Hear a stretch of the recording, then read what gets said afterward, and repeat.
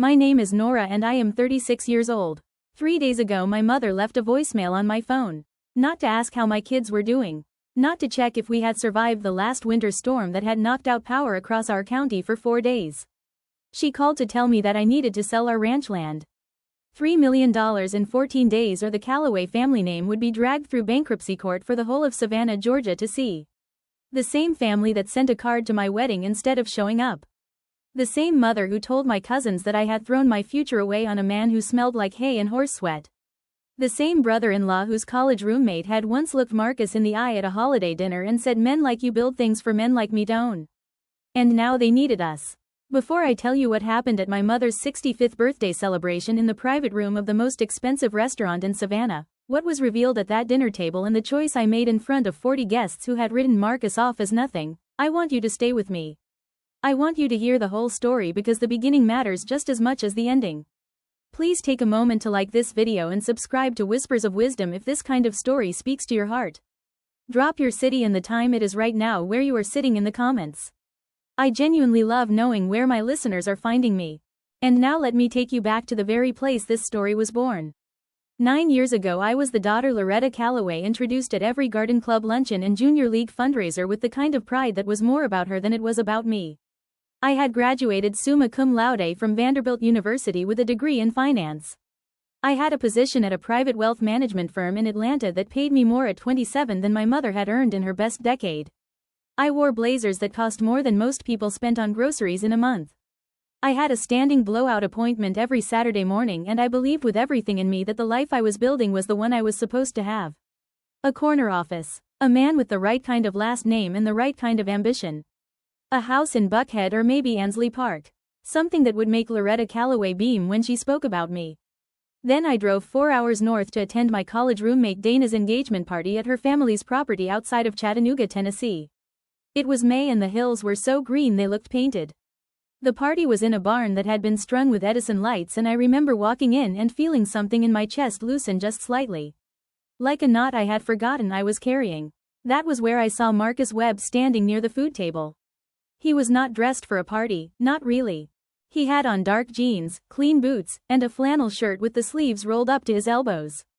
He was talking to Dana's older brother about soil drainage and cover crops with more animation than anyone else in that room was talking about anything. I ended up standing near them without meaning to, and before I knew it Marcus had turned to include me in the conversation and asked me with complete sincerity what I knew about water table management. I knew nothing about water table management. But I listened. And something about the way he talked about land, about what he called the intelligence of healthy soil, about the way he described watching seeds he had planted push through the earth on a cold March morning, it stopped me completely. I had spent years in rooms full of people talking about money, and I had never once heard anyone talk about their work with that kind of reverence. We talked for 3 hours that night. He told me he ran a cattle operation and a small crop rotation business on land his grandfather had left him outside of Murfreesboro, Tennessee. About 600 acres. I told him I managed portfolios for clients whose net worth started at 7 figures. He laughed and said that sounded like the most stressful thing he had ever heard. I told him it was. He said the most stressful thing on his property was when a calf came early in January and the temperature dropped below zero. Then he said, but when that calf is on its feet by morning and you can see its breath in the cold air and it is perfectly fine, you forget all the stress in about 4 seconds. I drove back to Atlanta the next morning thinking about that conversation more than I had thought about anything in months. I came back to Tennessee 3 more times before Marcus ever asked me a single question about whether I might want to spend more time there. He was not a man who pushed. He was patient in the way that people who work with land and animals and seasons learn to be patient. Patient in the way that cannot be faked. 6 months later I told my firm I was taking a leave of absence. I told my mother it was temporary. I told myself the same thing. I moved into the farmhouse in January. It was drafty. The kitchen had linoleum floors from what I estimated to be the early 1980s, and there was a wood stove in the living room that required actual skill to operate, which I did not have. I burned my hand twice in the first week. Marcus never said a word about it except to show me, gently and without condescension, the correct way to adjust the damper. I learned how to read weather the way Marcus read it, not just from an app but from the color of the sky and the way the cattle behaved in the late afternoon. I learned how to check a cow for signs of illness. I learned that planting and harvesting had rhythms as reliable as breathing once you understood them. I had an MBA from Vanderbilt and I was learning things that felt more useful and more real than anything I had studied in any classroom. My mother called every 2 weeks. The conversations always bent toward the same point. When was I coming back? Was this really what I wanted? Had I thought about what I was giving up? And then always, the quieter question underneath all the others, had I thought about what people were saying? I brought Marcus to Savannah to meet my family for Thanksgiving that first year. My mother had a house in the Ardsley Park neighborhood, a craftsman-style home she had kept perfectly maintained through 2 decades of widowhood and a very comfortable insurance settlement. She hosted Thanksgiving with the kind of precision that other people applied to military operations. 3 kinds of pie, china that had belonged to her own mother. A seating chart she had apparently spent genuine hours considering. Marcus wore khakis and a blazer he had borrowed from his cousin because he did not own one. I loved him for trying. My brother-in-law Preston, who was married to my older sister Vanessa, arrived in a car that made a statement the moment it pulled into the driveway. Preston Holloway worked for a hedge fund in Charlotte. He had opinions about everything and delivered them as though they were gifts. He shook Marcus's hand at the door and looked him over the way a man looks at something he has already categorized. "So you are the farmer," Preston said. It was not a question. It was a verdict. Marcus smiled and said he preferred the word steward. Said it was more accurate to how he thought about the relationship between a person and the land they worked. Preston did not know what to do with that answer and so he laughed and turned away to find his drink. My mother managed the dinner conversation with the skill of a woman who had navigated Southern social situations for 4 decades. She was perfectly pleasant to Marcus. She asked about his family. She expressed admiration for the idea of ranching in a tone that made it clear she found the reality of it rather unfortunate. When he mentioned that he had been working on some additional projects beyond the cattle operation, she said that sounded interesting and then turned the conversation to Vanessa's recent kitchen renovation. My grandmother on my father's side, Grandma Ruth, was the only one who asked Marcus a real question. She was 81 years old and she had grown up on a farm outside of Macon before her family moved to the city and she told Marcus so. She asked him about his soil. They talked for 20 minutes and I watched her face light up with a kind of recognition I had not seen there in years. "I like him," she whispered to me in the kitchen while we were refilling the sweet tea. "He is honest all the way through. That is rare." I held on to that like a life preserver through the rest of that evening. The drive back to Tennessee was quiet for a long time. Then Marcus said, "Your mother is worried about you." I told him I knew. He said, "I understand it." I told him I did too. He reached over and took my hand on the gearshift and we drove the rest of the way home without needing to say anything else. We got married the following spring. It was a small ceremony on the property. 40 people, wildflowers and lanterns. Grandma Ruth was there and she danced to the band we had hired, a local group that played bluegrass and Americana, and she closed her eyes while she danced and I thought she looked like someone who was completely at peace. My mother attended. My sister attended. Preston attended. He gave a toast that managed to be both technically complimentary and quietly insulting in that specific way that very clever people sometimes use to say exactly what they mean while maintaining full deniability. He raised his glass and said to Nora and Marcus, who have chosen a different kind of success. The pause before the word different said everything he was not saying out loud. Marcus did not flinch. He never flinched. After the wedding we fell into the life I had half chosen and half stumbled into and come to love with a depth that surprised me every single morning. Our daughter June was born 14 months later and she came into the world at 5 in the morning in a February ice storm and Marcus held her in the delivery room with his big hands completely still and his eyes full of something I had no language for. Our son Eli followed 2 years after that. By the time Eli was walking, our organic beef operation had expanded and Marcus had negotiated supply contracts with 4 restaurants in Nashville and 2 in Knoxville. I had left my leave of absence behind permanently by then and I was managing the financial side of the operation. My finance degree turned out to be more useful on a working ranch than I would have predicted. But there was something I did not fully know. Marcus had never stopped thinking. The work on the ranch was real and consuming and he loved it genuinely, but the same mind that read the intelligence of soil and understood the economics of sustainable cattle operations had also been working on something else. Something he had been building quietly in the background for 4 years before I ever met him. He had studied agricultural engineering as an undergraduate at the University of Tennessee and had been accepted to a doctoral program at Georgia Tech before his grandfather died and left him the land. He had made a choice then. He chose the land, but he never stopped thinking like an engineer. During our first 2 winters together I thought he was catching up on reading in the evenings by the wood stove. He was, but he was also writing. Designing systems. running calculations on livestock health monitoring technology, on precision feeding systems, on ways to reduce waste and increase efficiency in cattle operations, specifically at the scale of small to mid-size independent ranchers. The kind of operation that was increasingly getting squeezed out of the market. He filed 3 patents before he told me about the first one. When he finally did tell me, we were sitting on the porch in the early morning watching the mist come off the lower pasture. He handed me a cup of coffee and then handed me a folder of documents with the same matter-of-fact calm he brought to every significant conversation. I read through the first 10 pages and then I looked at him and said, "How long has this been going on?" He said, 4 years before we met and the whole time since. I said, "Why did you not tell me?" He said, "Because I did not want it to change how you saw me. Because I had already decided that what I was building had to stand on its own regardless of whether anyone believed in it. And because the people in your family already had an opinion about who I was and I did not want to give them any other way to categorize me." I understood what he meant. What he was protecting was not his pride. It was his ability to do the work without the weight of other people's expectations or judgments pressing down on it. His company, which he called Ridgeline AgTech, had at that point been operating quietly for 2 years as a registered LLC. He had 2 employees, both former classmates from his undergraduate program. He had one investor, a man named Howard Crane, who had known Marcus's grandfather and who had written a check based almost entirely on character and a gut feeling about the technology. Over the next 3 years, Ridgeline AgTech grew in the particular way that well-built things grow, steadily and without fanfare. New clients came through referrals. The technology worked at scale and independent ranchers who adopted the monitoring systems saw measurable reductions in herd losses. An agricultural trade publication ran a small piece on the company.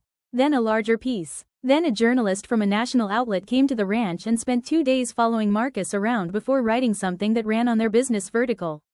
Marcus did not send us the link. I found it on my own. I read it 3 times at the kitchen table while June was at school and Eli was napping. The article described Marcus as a rare combination of practitioner and innovator, someone who understood the problem from the inside because he lived it every day. It mentioned the patent portfolio. It mentioned the client base, which had grown to include ranching operations across 8 states.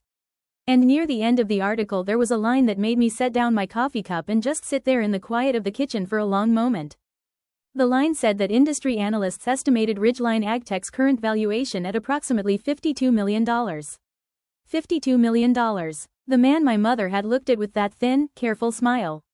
The man my brother-in-law had dismissed with a toast that used the word different as a surgical instrument. The man that Vanessa's country club friends had referred to as Nora's little hobby, meaning not the ranch but Marcus himself, as though he were a phase one was going through. That man had built something worth $52 million while wearing the same boots he had worn when I met him and driving the same pickup truck and never once mentioning it. I saved the article to my phone. When Marcus came in from the barn at noon and saw my face, he stopped in the doorway and said, "You found it?" I said, "I found it." He said, "I was going to tell you tonight." I said, "I know." He came and sat across from me at the table and we looked at each other and then I started laughing. Not because it was funny, though some part of it was, but because I was overwhelmed in a way I could not express any other way. He laughed too. June was going to come home from school in 2 hours and we were going to have to figure out how to make dinner and the chickens needed feeding and there was a section of fence on the north pasture that needed repair and none of that had changed. The life we had built was still the life we had built. The number on a valuation report was not going to fix the fence. But I kept the article saved. Because I had a feeling, the same way you sometimes have a feeling about the weather before the sky gives you any evidence, that I was going to need it. The call came on a Wednesday night in October.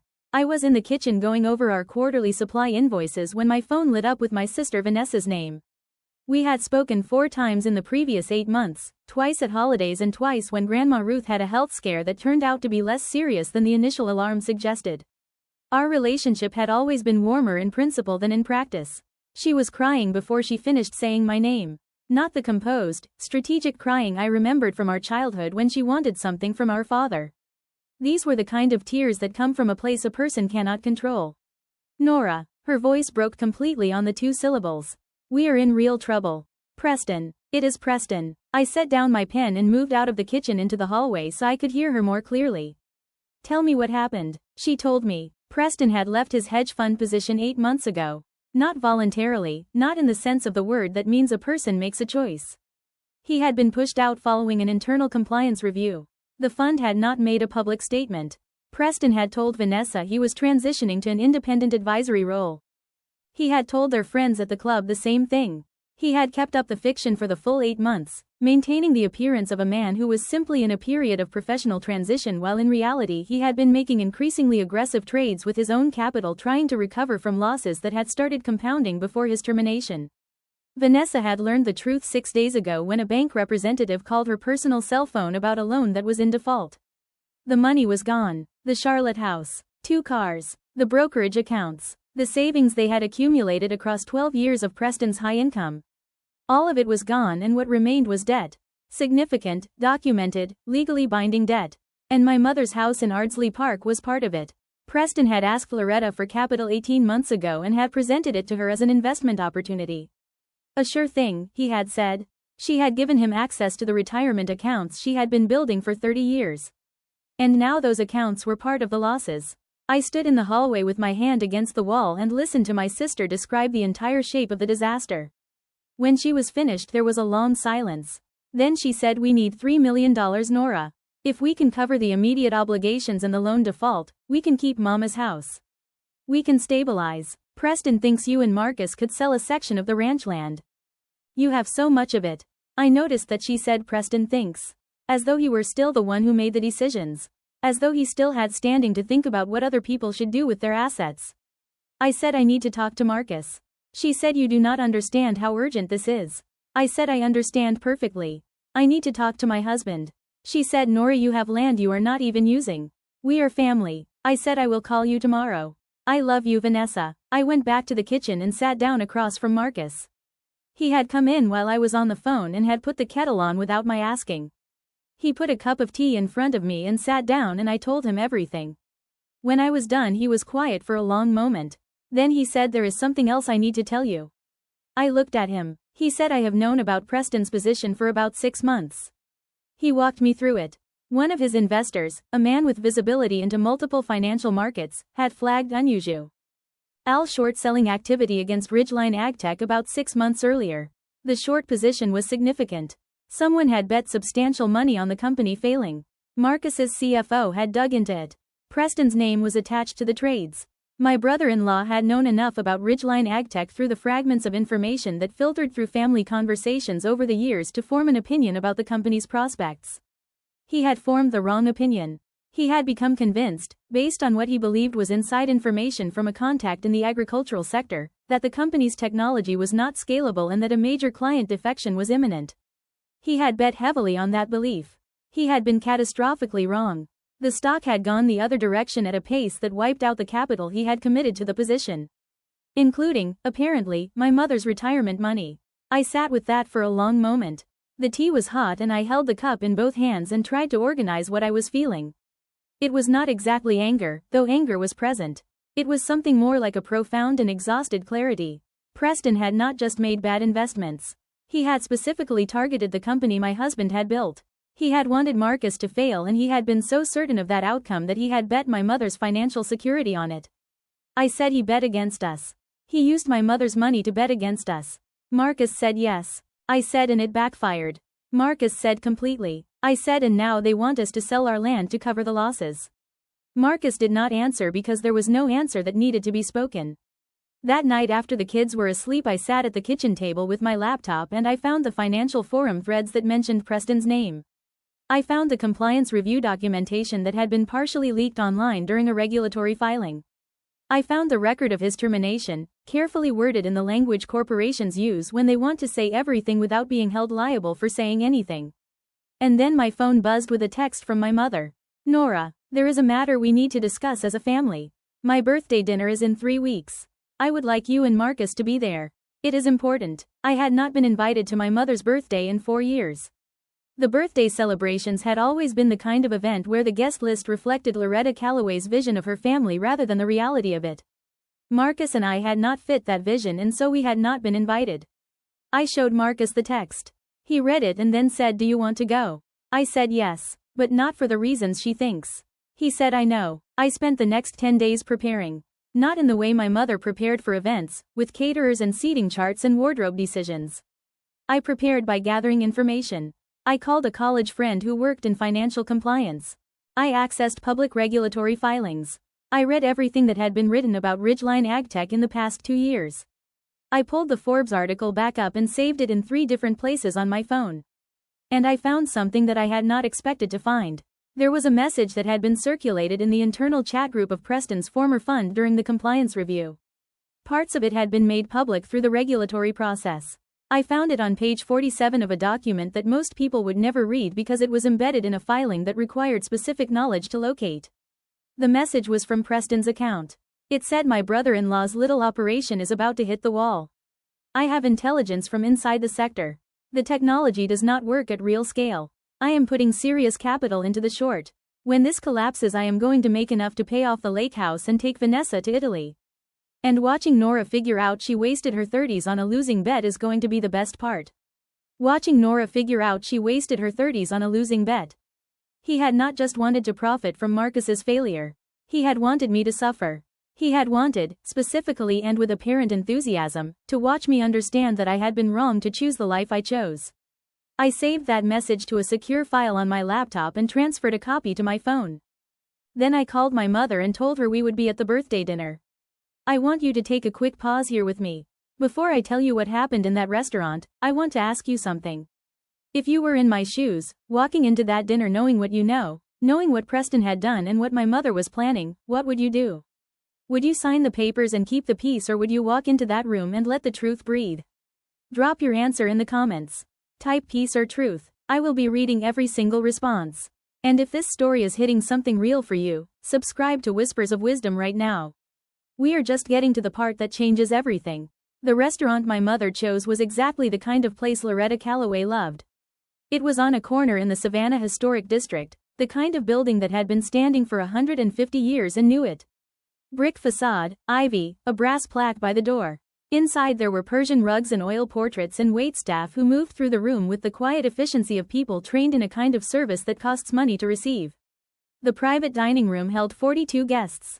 My mother had put together a list that read like a summary of her social world over the past 30 years.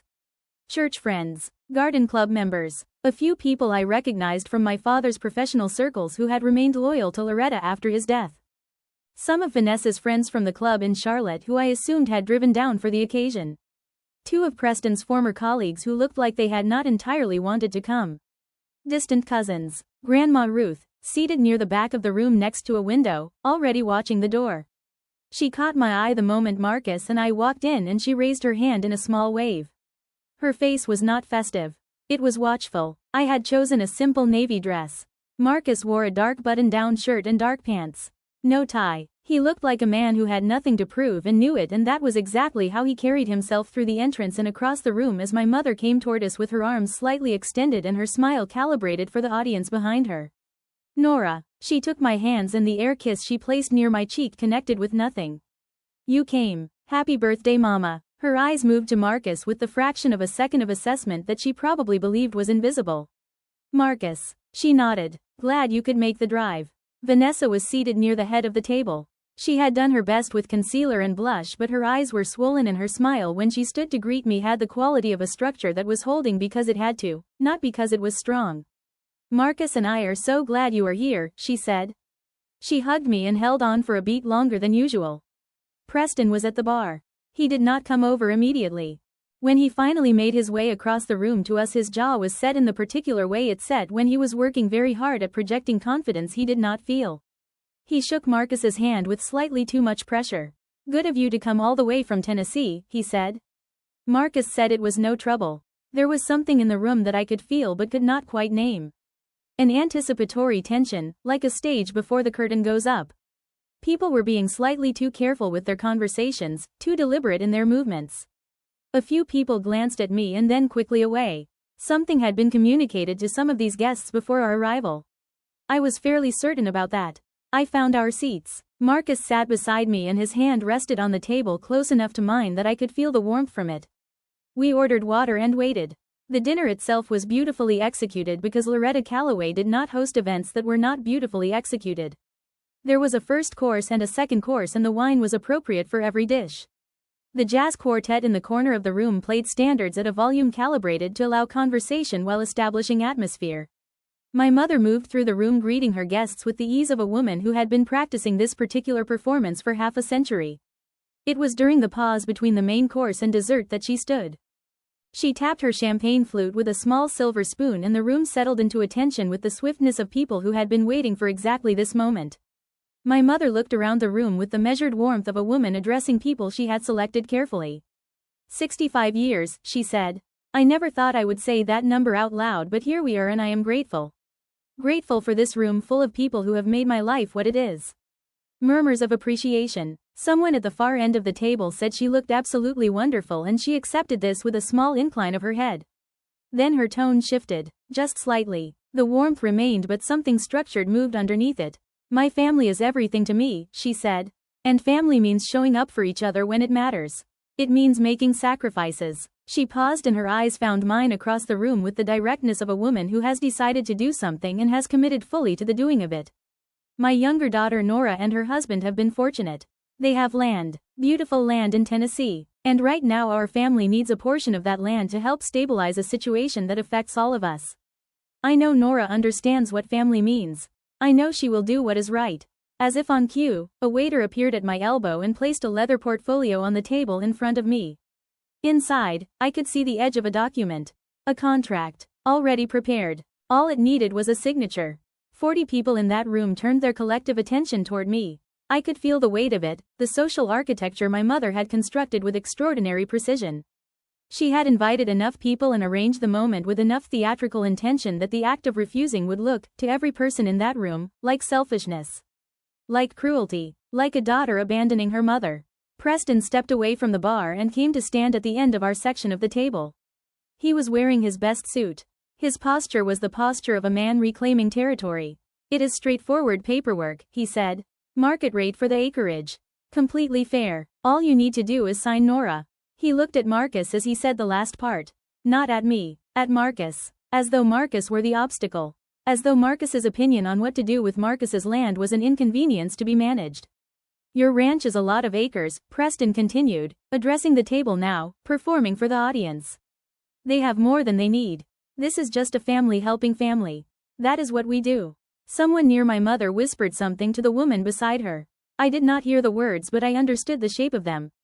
Poor Loretta. And then the predictable other side, a little louder from somewhere behind me. You would think the daughter would just do what is right. Vanessa was looking at the tablecloth.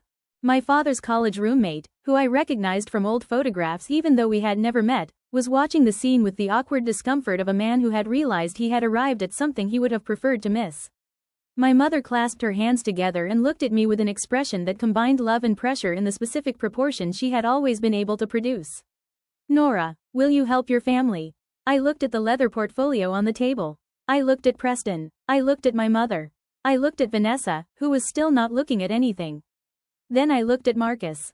He was completely still. His hands were on the table. His face was exactly what it always was, calm and present and carrying nothing he needed to hide. I stood up. The room noticed. People who had been mid-conversation stopped. The jazz quartet had paused between songs and the silence was total. Before I answer, I said, and my voice came out steadier than I expected, I have a few questions for Preston. Preston's expression shifted by a fraction of a degree. What kind of questions, he said. His tone was still managed. Still in control. Or trying to be. Simple ones, I said. I would like to know, in front of everyone here, exactly how our family ended up in this situation. He said that is a private matter. I said it stopped being private the moment my mother stood up in front of 40 people and asked me to sign away land that my husband built our family's future on. So let us talk about it here.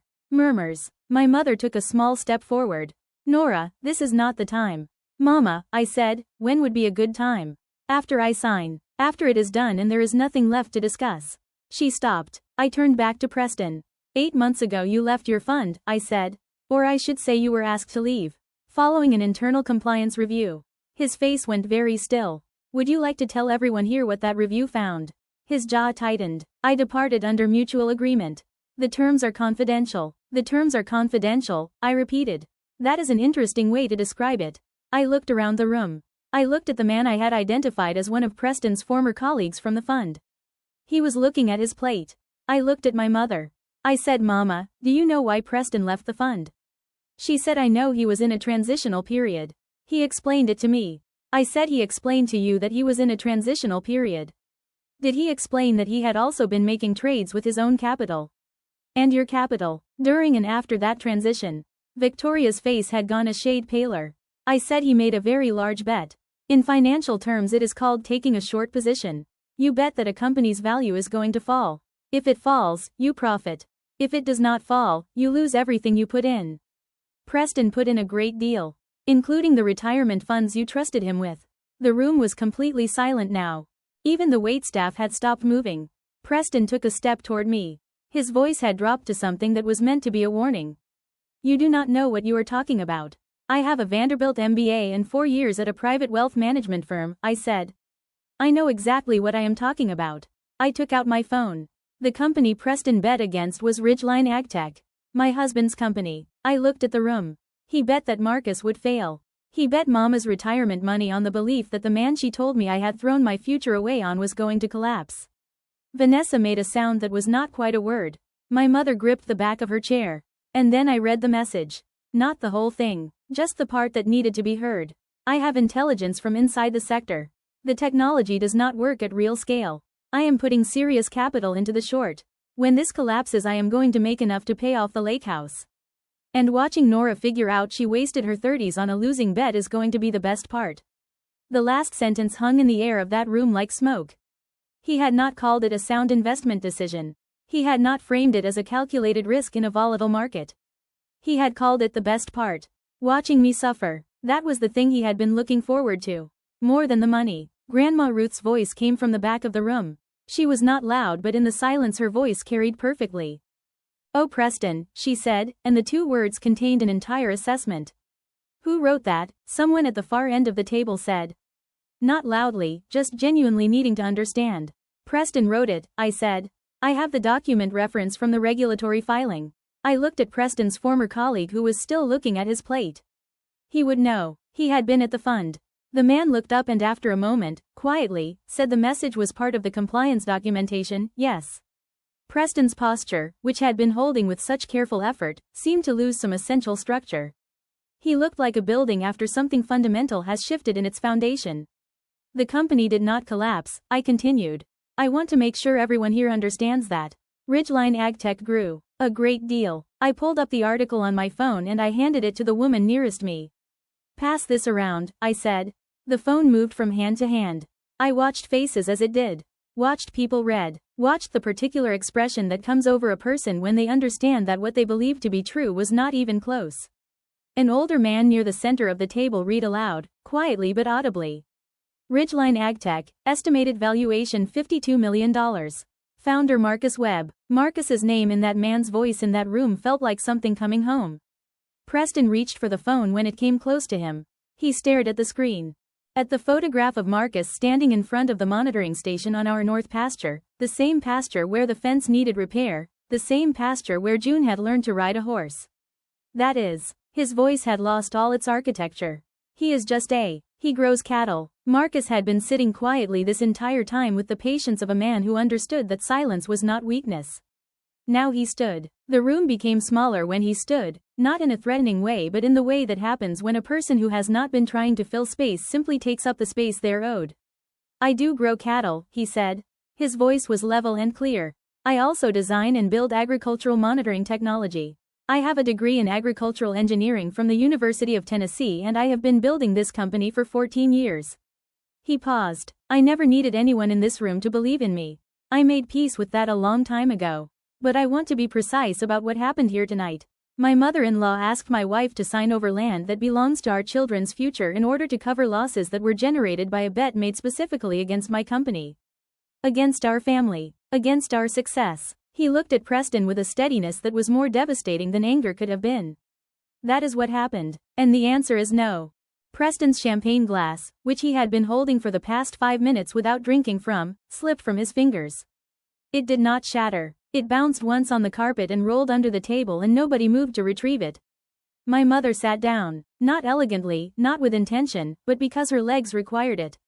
The facade that she had been constructing for this evening, for this performance, had come completely apart. The mascara at the corner of her eyes was beginning to travel. Nora, she said. Her voice was small in a way I had never heard before. Please. I picked up the leather portfolio from the table. I held it for a moment. Then I set it back down, still closed, unsigned. I am not signing this, I said. The land is not mine to give away. It belongs to Marcus and to June and to Eli. It is their legacy. I do not have the right to sell it and I would not do so if I did.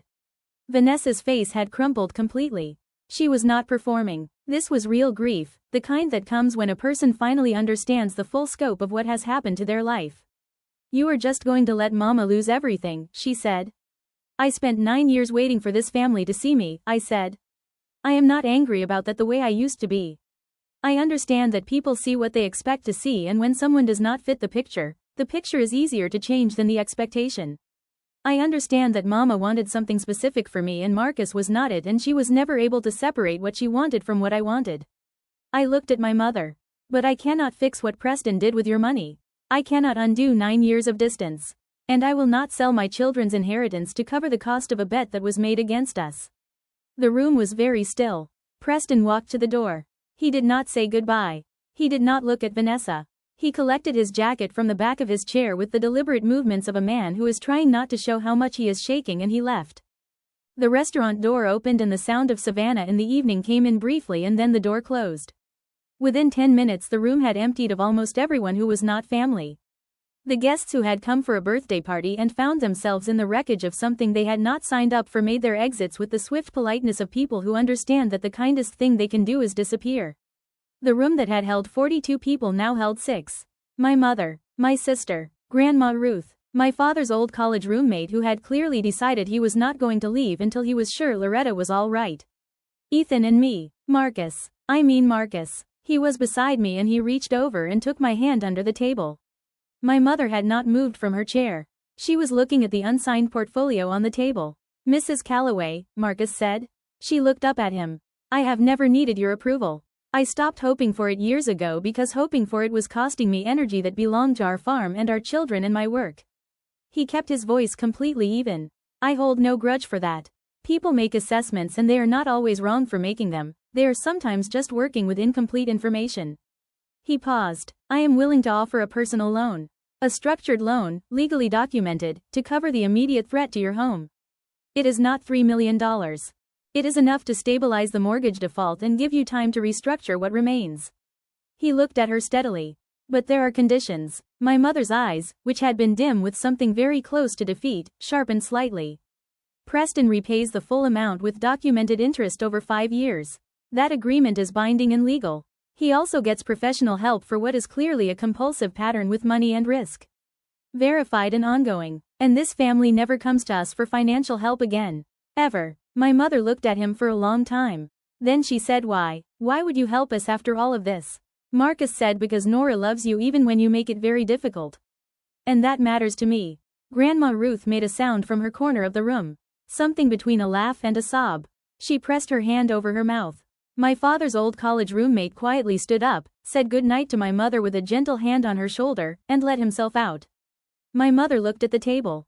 At the unsigned portfolio. At her hands. She did not say yes that night. She also did not say no. Let me pause here one more time. I need to know what you think happened next. Do you think my mother accepted the offer Marcus laid out with those conditions? Do you think Preston ever came back? Drop your prediction in the comments before I tell you the rest. And if you are still here with me right now, still listening after everything that room held, share this video with someone who needs to hear this story today. The drive back to Tennessee that night was quiet for the first hour. June and Eli were asleep in the backseat. The interstate north of Savannah was dark and clear, and Marcus drove the way he always drove, steadily, hands easy on the wheel. I finally said, I am sorry your name got read out loud like that.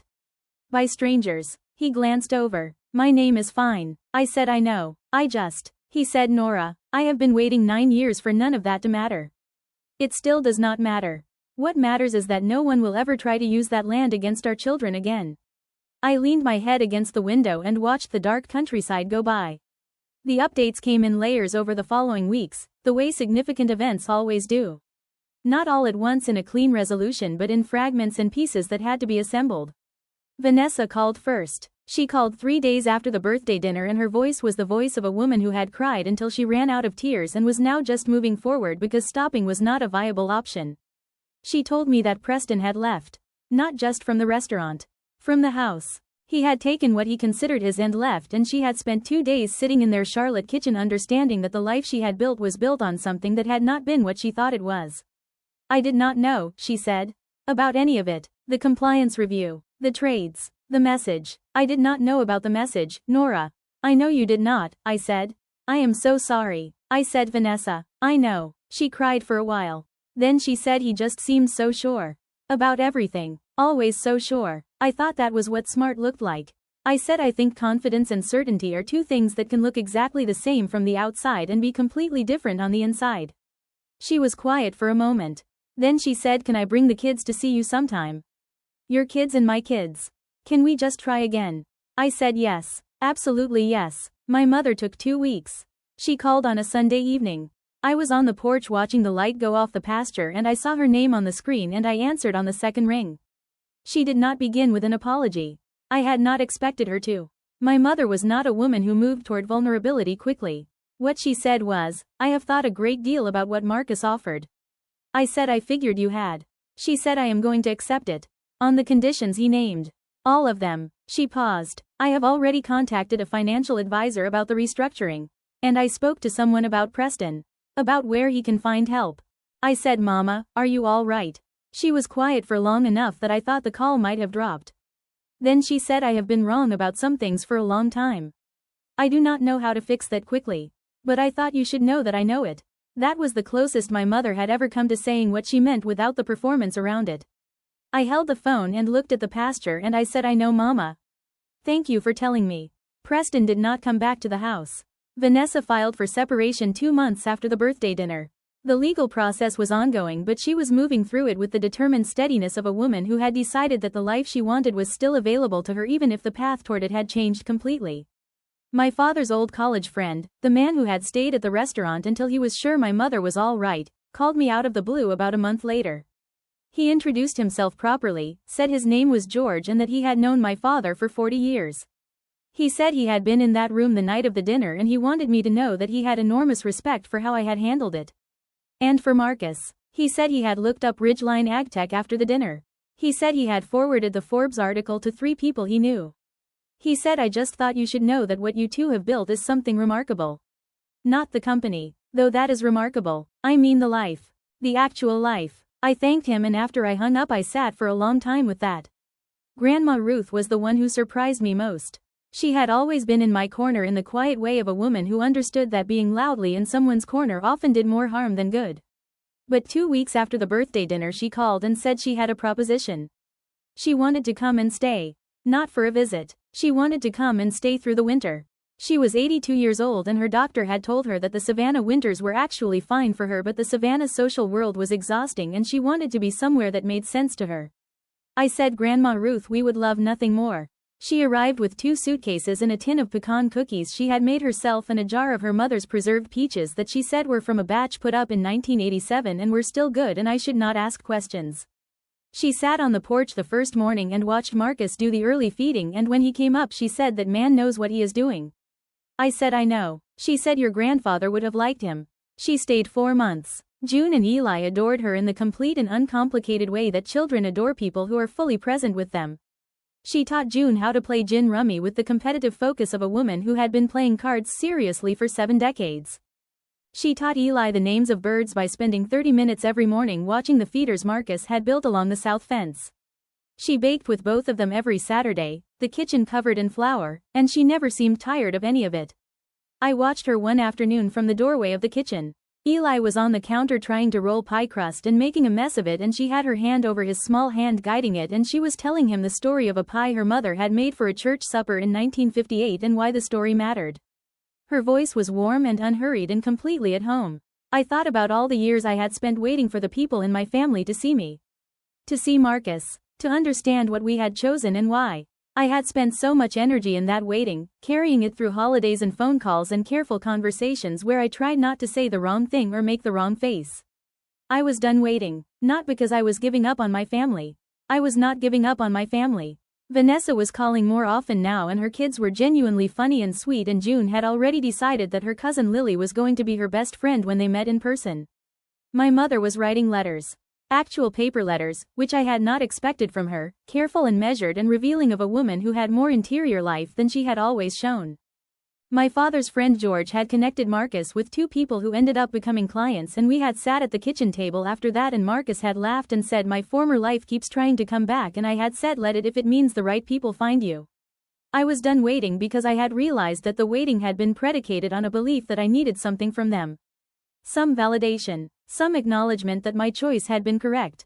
I had wanted them to arrive at the conclusion I had arrived at 9 years ago when I stood in a barn full of Edison lights and heard a man talk about soil with the kind of love that most people reserve for the things they understand to be sacred. I did not need them to arrive at that conclusion. I already lived there. I woke up to it every morning. I raised my children inside of it. I watched my husband move through the world with the quiet confidence of someone who has never needed external approval to know the value of what he was doing. Grandma Ruth found me on the porch one evening near the end of her stay.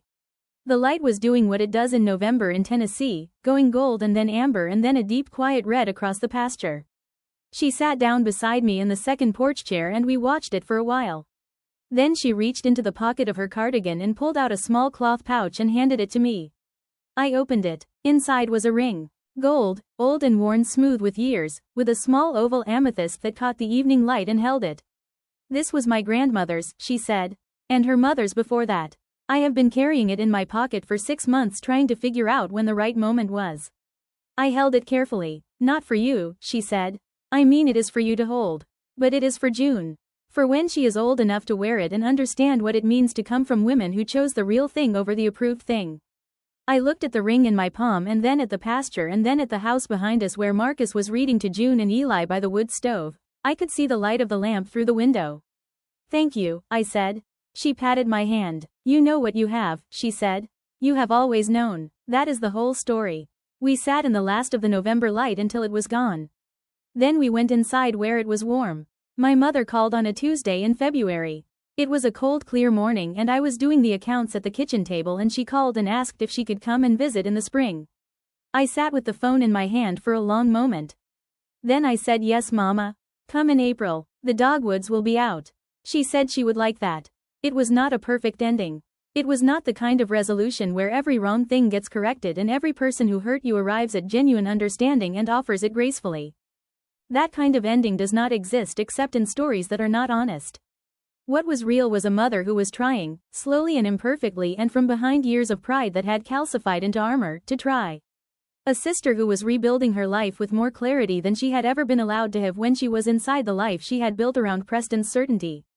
A grandmother who spent 4 months teaching my children that the world was full of things worth paying attention to. A husband who had built something extraordinary without ever needing anyone to know and who never once said "I told you so" because it had never been about being right. It had always been about the life. I went out to find Marcus on a morning in late February, the kind of morning where the cold is still real but something underneath the cold has shifted and you can feel spring considering its approach. He was in the lower pasture walking the fence line and Eli had insisted on coming with him and was wearing his little boots that were exact miniature versions of Marcus's boots and was taking very serious steps beside his father. I watched them from the fence rail for a while before Marcus noticed me. When he did, he raised his hand. The gesture was simple and ordinary and it was everything. I am not going to tell you that I had it all figured out. I was 36 years old and I was still learning. I made mistakes in the kitchen and in the accounts and in conversations with my mother where I said the wrong thing and had to call back and try again. The fence in the north pasture still needed attention. There was always something that needed attention. But what I had fully. I had a man who had never once asked me to be less than I was. A daughter who was going to grow up knowing that what you build with your hands and your mind and your patience matters more than what other people decide to think about it. A son who was learning to name birds from his great-grandmother and to walk fence lines from his father and to be steady in the particular way that comes from being raised in a place where steadiness is practiced every single day. I had land and the land was not going anywhere. I had a life I had chosen on a May evening in a barn full of Edison lights when I stood next to a man who talked about soil like it was sacred. Boundaries are not punishment. They are the perimeter of the life you have decided is worth protecting.